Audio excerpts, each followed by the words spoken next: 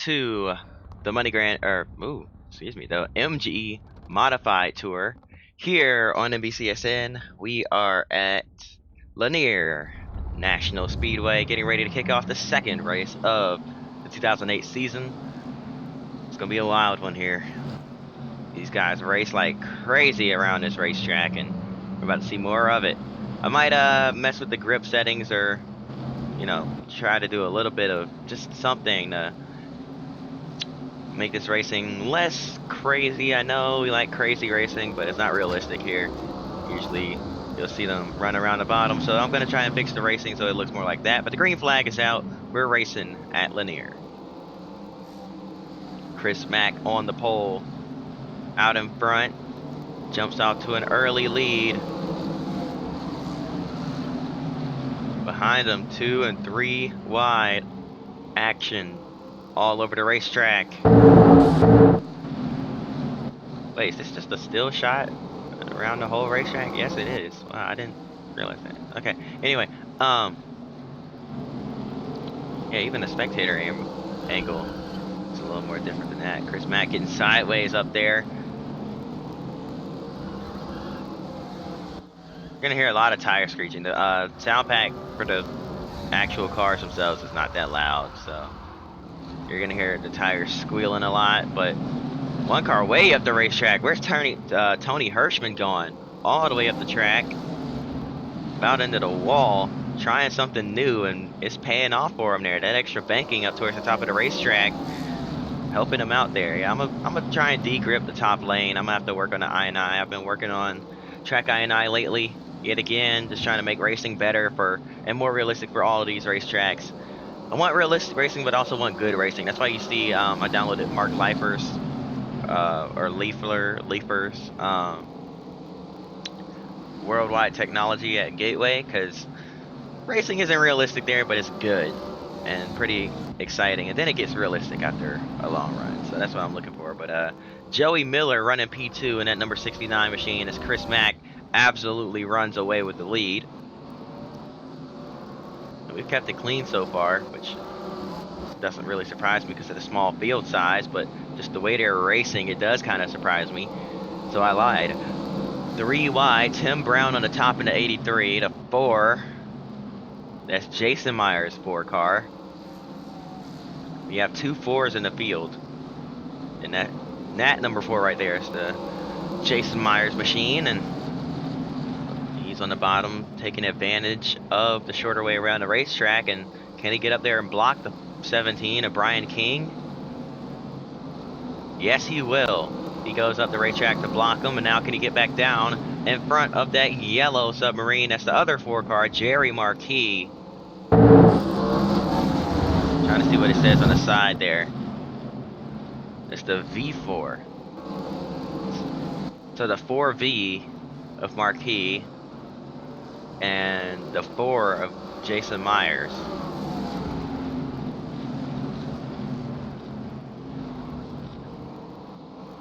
The 81 of Brian Pack.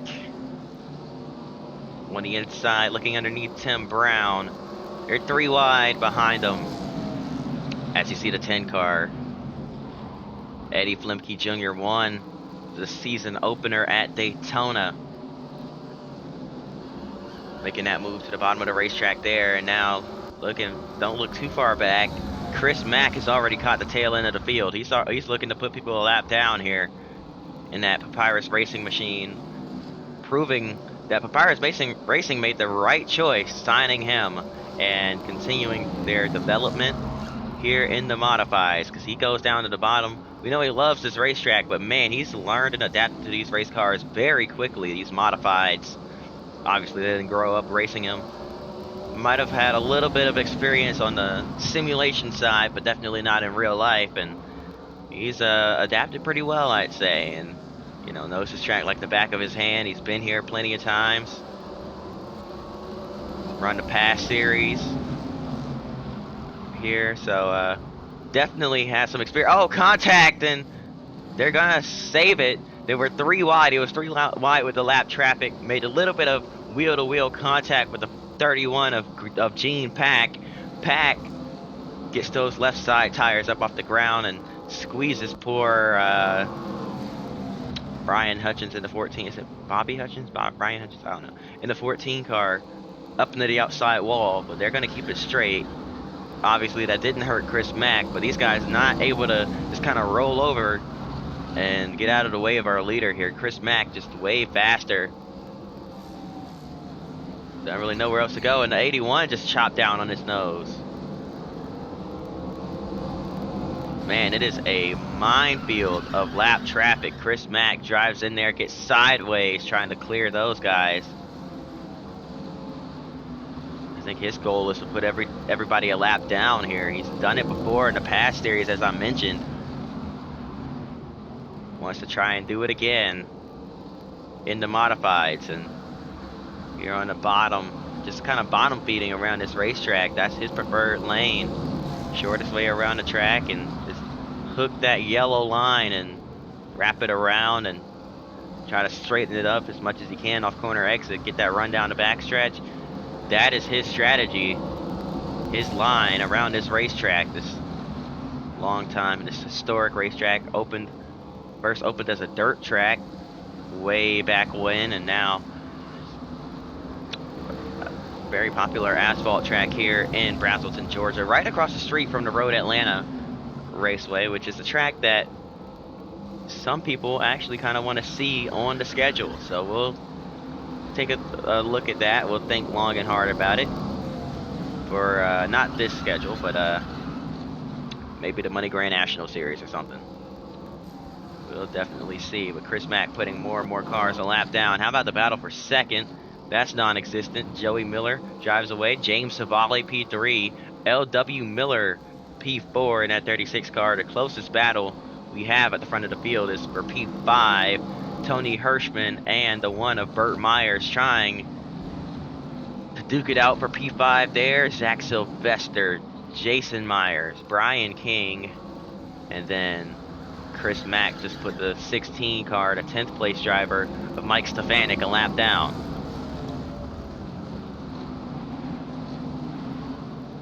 It's not easy to just show up and put a butt whooping on the field like this, especially when you have the least amount of experience with these cars in the field. He's previously driven these cars in the 2006 season. However, that was about it as he dove down in the apron there trying to get underneath that 17 car. Tries it again, a little bit of contact. Now the 17 in the battle with Jason Myers in the 4 car, so Chris Mack gonna have to be a little patient here. Oh, he got into the back of the 17 there. I don't think he meant to get into the corner that deep. 17 just kind of backed up his entry a little bit, knowing that there was a car on his outside. And Chris Mack, just trying to get that good arc into the corner, was not expecting to run up on him that quickly. And now where's he gonna go? Going to try and follow that 4 car through. And now to the middle, 3 wide, backs out of it.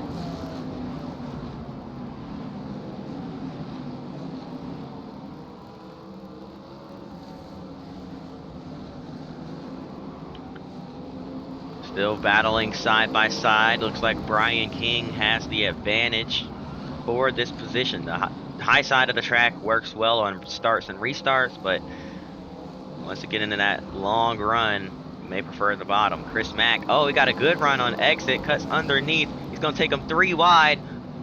Almost makes contact with that 17 car. They might have made a little bit of contact. That checked up Brian King quite a bit.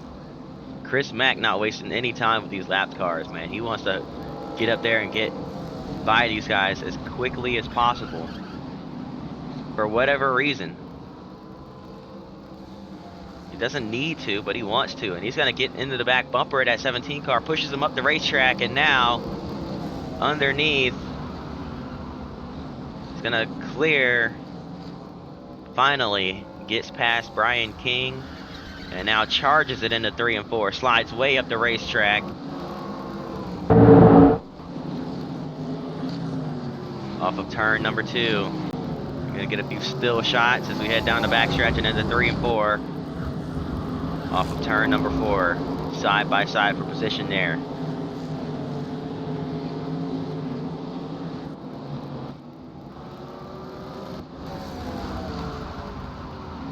Chris Mack clears another one. It's going to put 8th place a lap down with less than 10 laps to go here from Lanier National Speedway.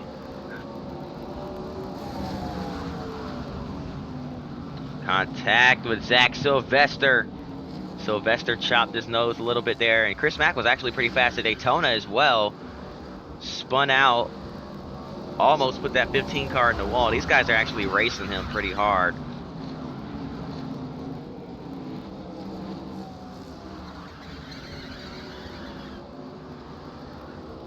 And Chris Mack is having none of it. He's like, I'm the leader, just let me through. These guys, their ego might be a little hurt because they're running up beside the top 10 and the leader's coming to put them a lap down.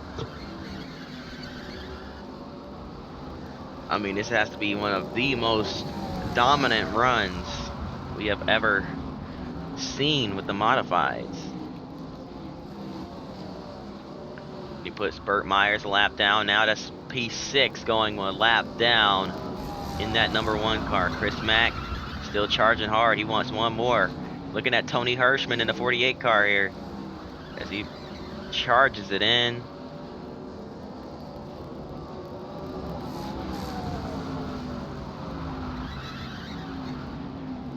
Underneath that 48, he's going to put Hirschman a lap down now. I'm not sure how he still has grip in those tires. It seems the grip may be fading. He had to lift off the gas to avoid hitting the wall there. Down about as low as he can. Trying to use up as much space as he can. To the back bumper of L.W. Miller. Got sideways there and ran into that 36 car. Coming to the white flag this time by. 1 lap to go for Chris Mack as he's underneath that 36. Sends it in onto the apron. Clears L.W. Miller. Miller backs off.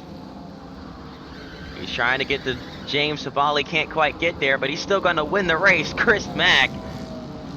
Dominant victory here from Lanier National Speedway. Only 3 cars left on the lead lap. Chris Mack shaking that car around, celebrating here.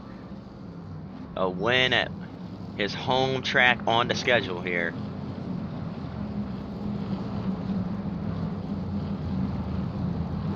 And now a quick burn it down. These cars have so much rear tire grip. He's not used to that. He's gonna have to rev it up a little more to get that burnout going. And I think he's decided he's had enough. He's gonna bring that thing around and park it in victory lane right here on the front stretch. Right here is at his home track. Chris Mack has done it.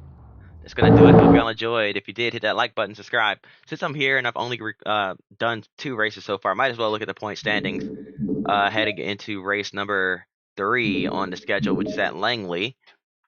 Tony Hirschman is your points leader with Eddie Flemke Jr. running P2 on points. Then there's L.W. Miller, Zach Sylvester, James Savali, Chris Mack, Jason Myers, Joey Miller, Mike Stefanik, Brian Myers rounding out your top 10, or excuse me, Burt Myers rounding out your top 10.